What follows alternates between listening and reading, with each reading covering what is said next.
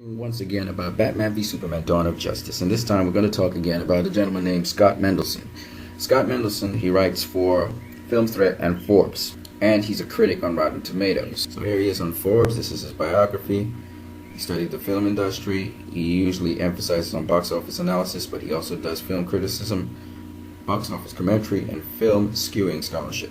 So he does skew. Film skewing just means you can take something that might be good, flip it, make it negative, or take something negative, flip it, make it positive, okay? This guy started writing for Forbes all the way back April 2013. Batman v Superman was announced. Now this guy, I already showed you, he has a track record of saying negative things about Batman v Superman. I'll give you some examples. Batman v Superman: Dawn of Justice opens with a mere 166 million weekend. Friday box office, Batman v Superman plunges record 81%. Batman v Superman plummets 68% for a 52 million weekend. Civil War did. It plunged 60% in its second weekend. Batman v Superman becomes the newest member of the 100 Million Losers Club. Batman v Superman box office: a better Justice League won't guarantee Avengers level success.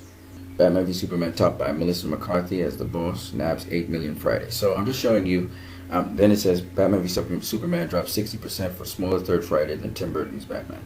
So he's constantly saying negative things about the film. Okay. Now, I already said this guy is probably paid off by Disney to do this because he's a film skewer. That's what he does.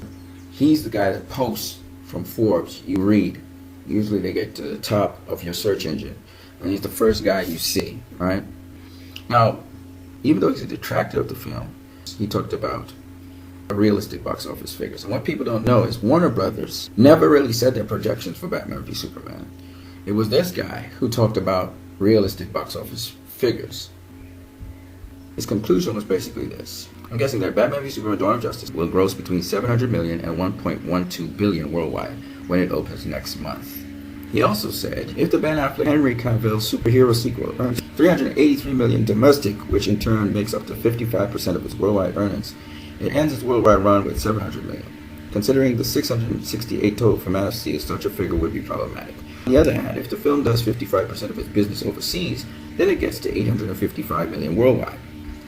There will be those who will crow at anything under a billion worldwide constitutes defeat. But I won't listen to them, especially if the film works on a crowd-pleasing level, and thus fans get excited for whatever comes next. So he's basically saying 855 million worldwide is not a bad figure. Now, so far the film has made 871 million worldwide. And that's why Warner Brothers is so satisfied. In fact, they gave thank you notices to all their fans of DC made the announcement when it crossed 800 million. So they were satisfied it made 800 million. This guy is a known detractor of Batman v Superman. He's not the only person in Forbes who wrote about Batman v Superman, but he's definitely the one that got the most traction over what he was doing. I said before, he's a film critic. And guess what? Of course, he gave Batman v Superman a Rotten Tomatoes score. He said, Dawn of Justice is a treat for the eyes, but it will hurt your brain and break your heart. So he had negative reviews for that. Captain America: Civil War is great fun, even as it alternates between shameless fan service bits and subversive narrative choices. And of course, he gave that a fresh tomato score. Scott Mendelson is a perfect example of someone who has more than likely been paid to skew information, because all the information I just put to you about Batman v Superman, from the negative comments about its drops and its fall, believe it or not, the same thing happened with Civil War. But when you have people constantly bombarding the internet and bombarding people with negative results and skewing information the way they are, and obviously they're paid to do this, you get this kind of outcome. You get where it will hurt the film because some people will listen to them. I have heard people online on YouTube and so on saying Disney, it would be great if they could get some of the X-Men and they could get the Fantastic Four. And I'm listening to people talk about it over and over again because Disney is Marvel now. And again, to hear people commenting on this after Fantastic Four has flopped, because Fantastic Four had gotten negative press coming into it, and because they didn't have a strong fan base like Batman v Superman does, who were really loyal, they really got crushed. No one really exposed what happened, where Disney actually subverted that film. Now, the other thing that I noticed that people talk about is that, a lot of people don't like Batman v Superman and had negative reviews about it. I'm going to fly in the face of that lie right now. See all these people here?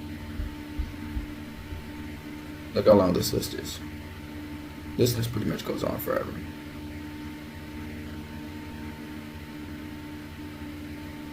Those are all the people that liked Batman v Superman. And this is just a small portion of them that had positive reviews on YouTube alone. That's right, on YouTube alone. So I'm just showing you evidence again. And this is why you as a viewer need to share these videos. Share them to different people. Subscribe to my channel. Because I'm telling you guys the truth. If you haven't seen this movie, go see it. You guys have a great one.